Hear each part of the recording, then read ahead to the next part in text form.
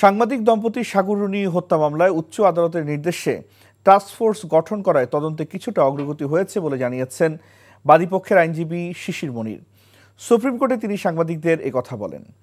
এদিকে হত্যাকারীদের দৃষ্টান্তমূলক বিচারের দাবিতে বুধবার স্বরাষ্ট্র মন্ত্রণালয় স্মারকলিপি দেওয়ার ঘোষণা দিয়েছে ঢাকা রিপোর্টার্স ইউনিটি। মেজবাহ হাসানের রিপোর্ট। 4 বছরের ছোট্ট মেঘ এখন বড় হয়ে 17-তে। সাংবাদিক সাগররুনিকে হত্যার সময় অবলা তাদের সন্তান এখন বাবা মায়ের বিচার চাইতে আদালত প্রাঙ্গণে।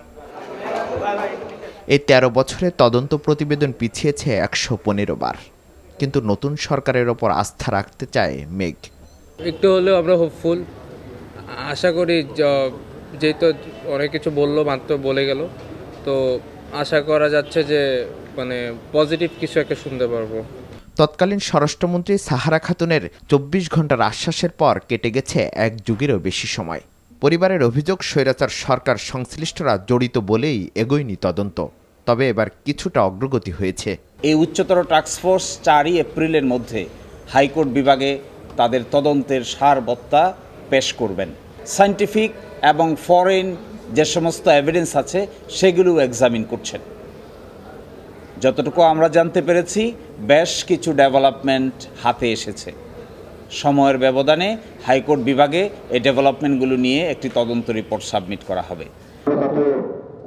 সহকর্মী হত্যার বিচার চেয়ে 13 বছর ধরেই আওয়াজ তুলছেন সাংবাদিকরা।